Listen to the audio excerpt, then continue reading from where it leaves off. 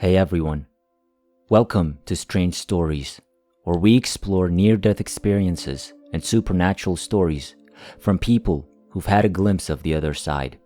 If you enjoy our content, please consider liking the video and subscribing to our channel. Without further ado, let's get to the story of the day.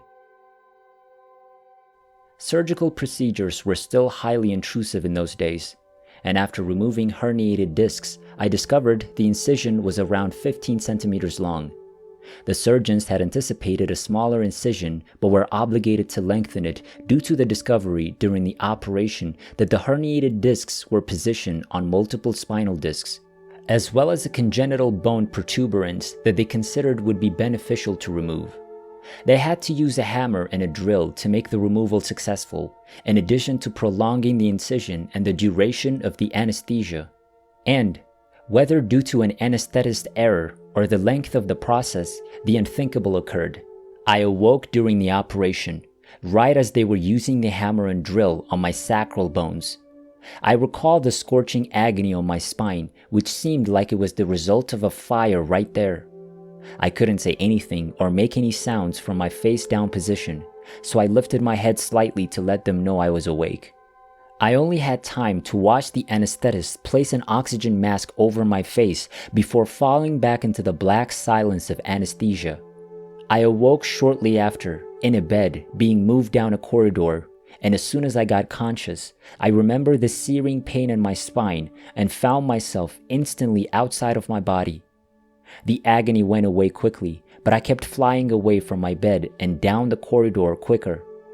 With great astonishment, I discovered that my journey did not terminate at the end of the lengthy corridor, but instead transformed into an endless luminous tunnel through which I continued to glide without interruption. I kept going faster and faster until the tunnel abruptly ended and I found myself in a large, dazzling space. I was finally still, surrounded by warmth and enveloped in white light. It felt like being in a warm mist, with glimpses of other people's shadows passing past. I felt heavenly feelings, well-being, joy, peace, and a sensation of being protected. I would describe the light during my real encounter as a bath in the subtle material essence of love. I strolled around for a few minutes, startled, interested, and unable to explain to myself why I was still alive. I began to consider what I should do. Somehow, a big white throne appeared within the mist, on which sat our eternal Father, as we generally know him, an old man with a beard and long white hair. I proceeded to sprint to him with arms wide open, without doubt, shyness, or consideration. I felt like a happy child reunited with a long-lost father. "How wonderful," I exclaimed as I rushed. "I finally tracked you down."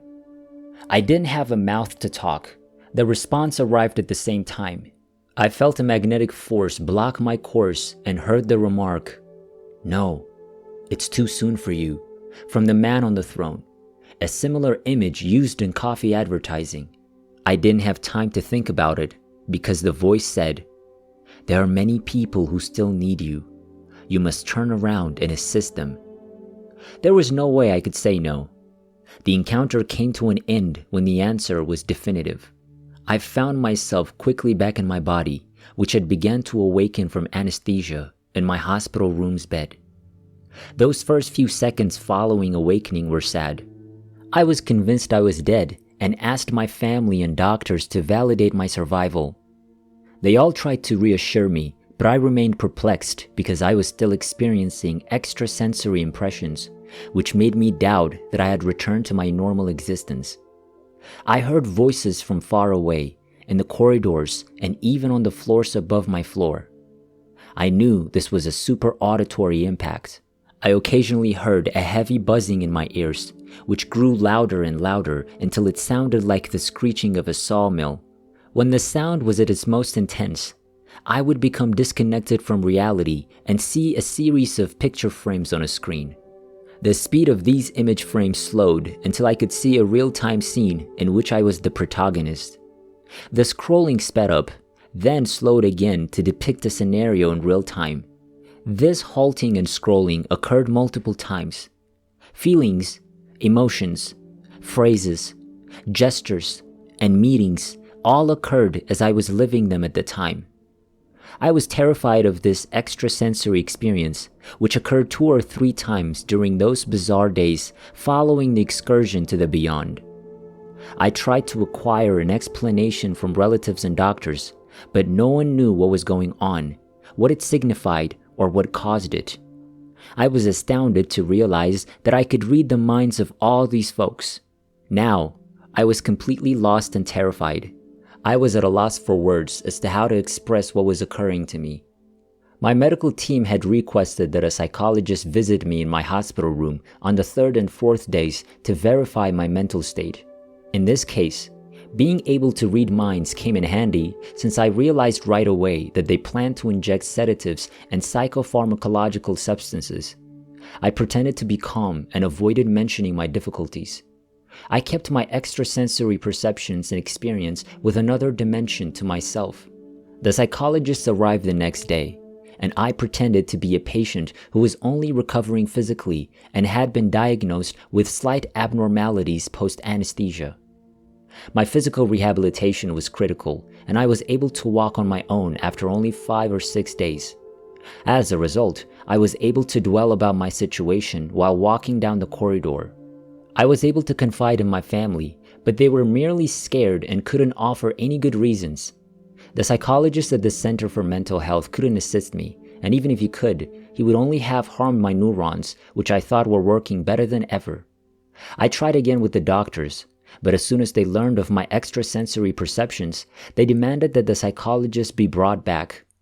Later, I was able to speak with other doctors outside of the hospital, but no one could explain or understand the unusual images and power that I'd never heard of or encountered in my life.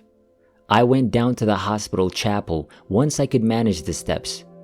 I needed to speak with the chaplain. Deep down, I wondered if it was possible to communicate with the Eternal Father while still alive.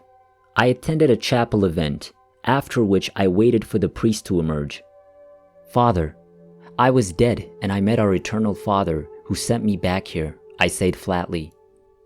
"What caused this to happen?" I was overcome with emotion and realized I'd been too frank.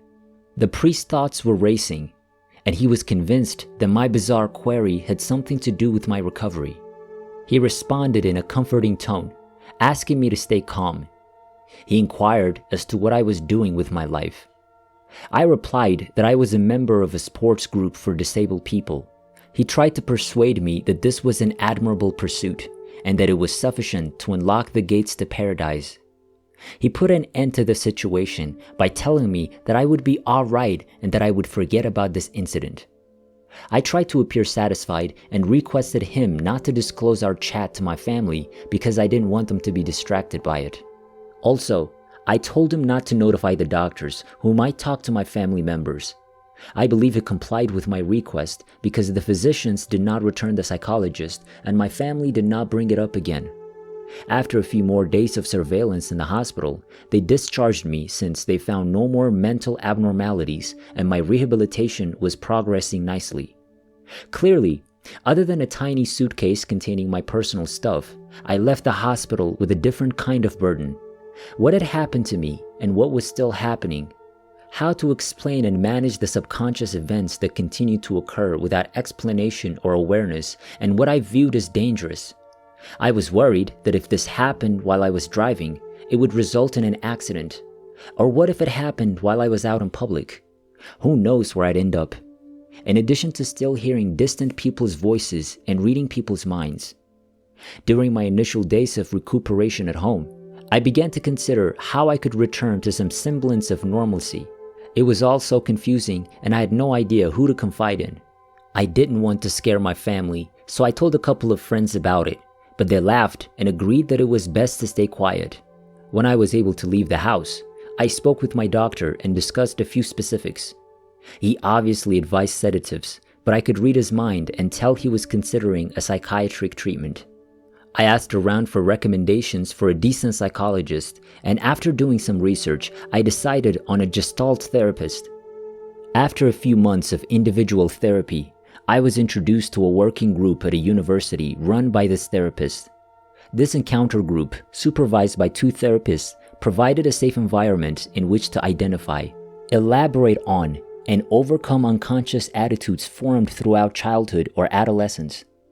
Gestalt therapy is actually quite effective since it addresses attitudes toward the body and bodily reactions as one expresses oneself, revealing things one does not want to communicate in nonverbal language. I made a quick improvement, aided by my extrasensory abilities, and I became useful to the 2 therapists. I was able to read people's minds and assist with interpersonal relationships. It was a lovely, engaging, and useful experience, but it didn't help me grasp what happened to me on June 28.